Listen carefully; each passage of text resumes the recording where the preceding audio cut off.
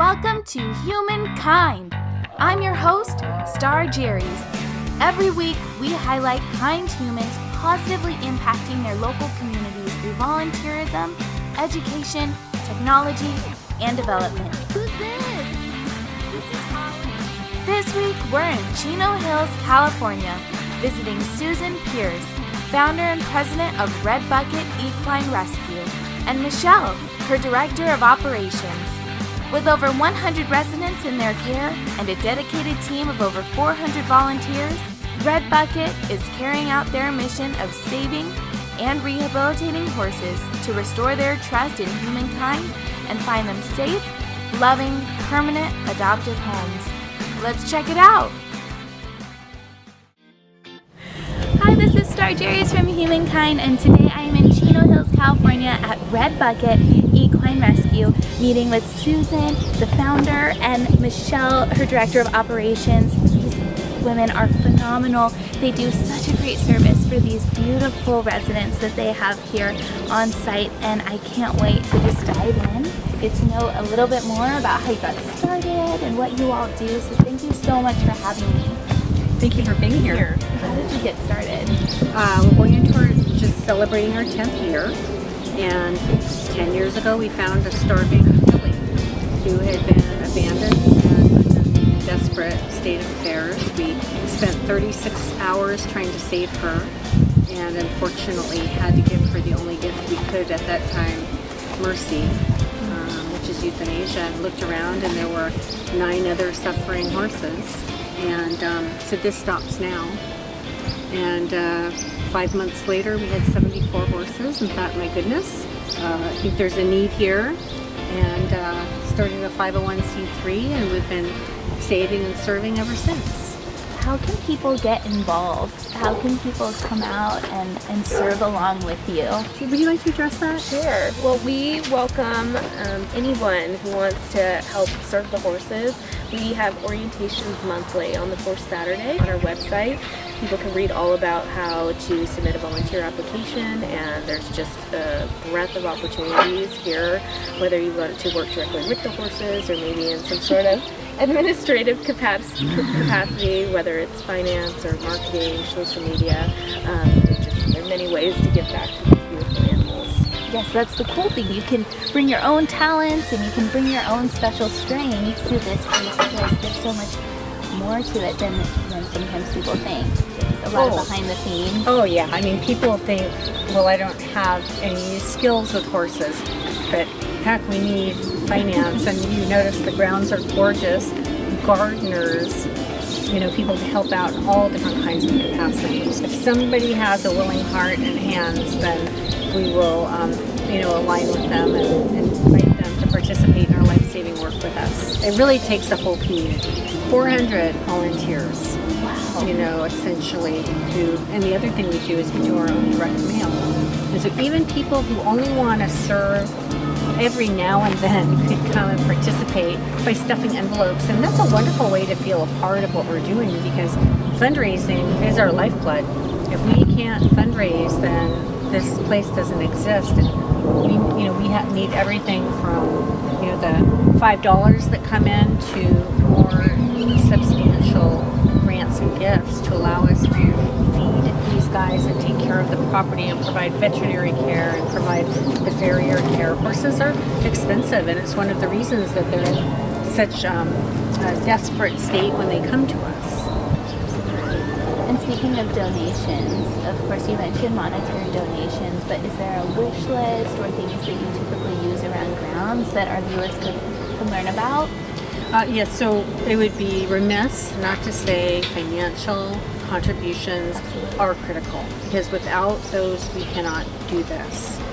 In addition to that, my goodness, trees and plants, applesauce. Donations of feed and other horse products. We're entering the summer, so things like fly spray or carrots, and donations of shavings. All of our horses are very well bedded, and shavings are, extremely expensive. My turn? Any kind of gift card at all, including Lowe's or Home Depot. We need items all the time in terms of fencing or plumbing repair. And people have those gift cards at home, and we have to fundraise year round. And right now we're getting ready for our largest fundraiser of the year. We're putting baskets together where people who have items at home that think this is great, I'm just not going to use it. We can put it into a basket and help, raise money during a silent auction or an auction or airline miles. Pretty much anything. Oh my goodness. Hi, champ. I'm sorry, we weren't addressing you. We weren't talking to you. No, what he wants us to know is because of fly season, all of our residents really need a fly mask because the fly mask helps protect their eyes from the sun and from the flies. And so every single resident, and we have 100 residents here, and the fly masks don't last all year. And so we love average size fly masks.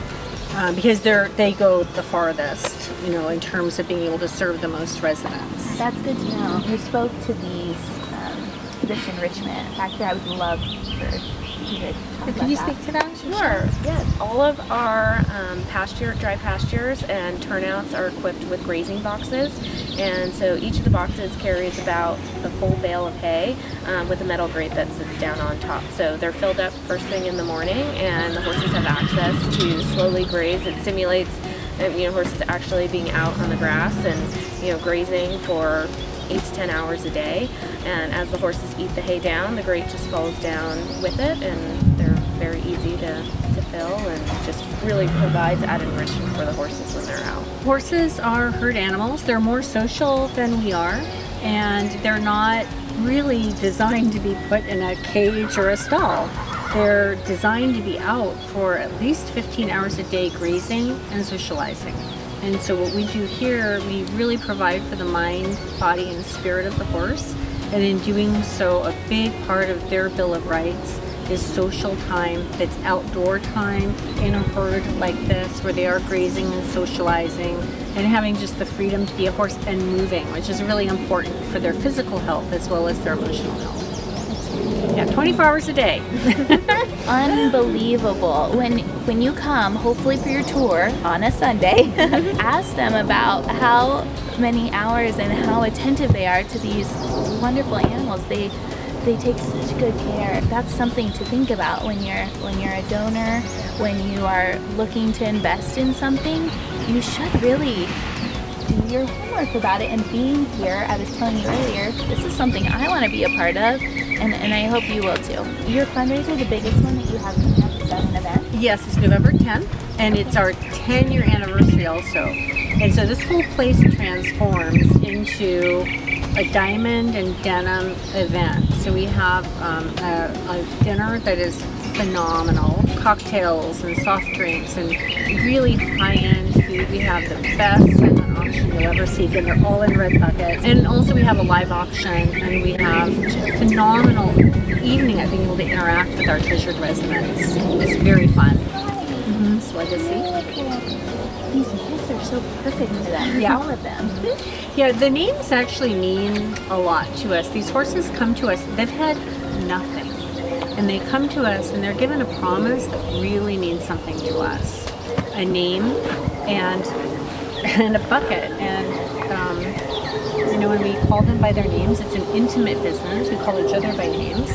And then we're able to give them the next gift, and that is a forever home, where they'll be a treasured member of someone's family. And at Red Bucket, they have enough time to rehabilitate their mind, their body, their spirit, training, to really recover from, sometimes the most unspeakable abuse, and getting and gaining confidence in us. They also regain confidence in themselves, and then, we're able to provide that loving forever home.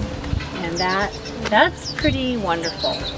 I'm glad you said that you do adopt in the right conditions, of course. What is that process like? Well, it's really about matching the horse with the adopter. This horse has been very popular. Right now he's a little grubby from being out with his friends, but he's very beautiful, and so people will... Oh, hello. Sorry. Well, I didn't see you there. And it's not really about, we want a little black horse or we want a paint. It's about, I want a horse for this purpose. And we match our doctors with the horse for that purpose, not just because it's a beautiful horse or a buckskin. We take really great effort in making sure that we're doing a successful match. And then when they come here, they have a lot of opportunity to bond with the horse, to get to know the horse. We do a home visit, we do an interview, we really help prepare that adoption for being very successful. And after the horse is adopted, then we continue a relationship and provide field services. That's so great. We've spoken about how people can, of course, donate, how they can bring their skills and their time, how people can come out and visit you for tours. Your biggest fundraiser, I think that the last thing is just how they can look you up and how they can find you. So your website and social media, do you want to just shout out to those? Yep, so our website is www.redbucketrescue.org. You can also find us on Facebook and on Instagram as well. We have videos up on YouTube and Twitter, and so we're trying to do a really good job of making sure that the word is out, and we'd love to welcome anybody here to visit the horses on Sundays from 1 to 4. And now we're going to go for a walk around and a tour, so we can't wait to show you the grounds and what that looks like. They say the horses own this property, and that is very apparent. This is their home. They are doing a great deal of service for these amazing residents. So let's go check it out. Here we go. Oh, okay. Good job.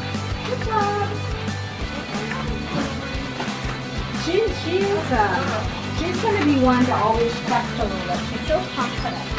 Horses will imprint with the figure that they meet when they're born.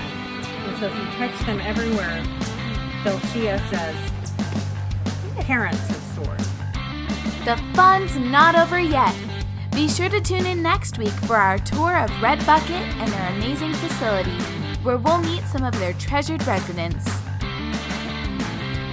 Thank you so much for watching Humankind, and thank you to everyone who was involved in the making of this week's episode. Be sure to subscribe to our YouTube channel and follow us on Facebook and Instagram at Choose Humankind. We post new videos every week. Love others, love yourself, and stay kind. See you next week.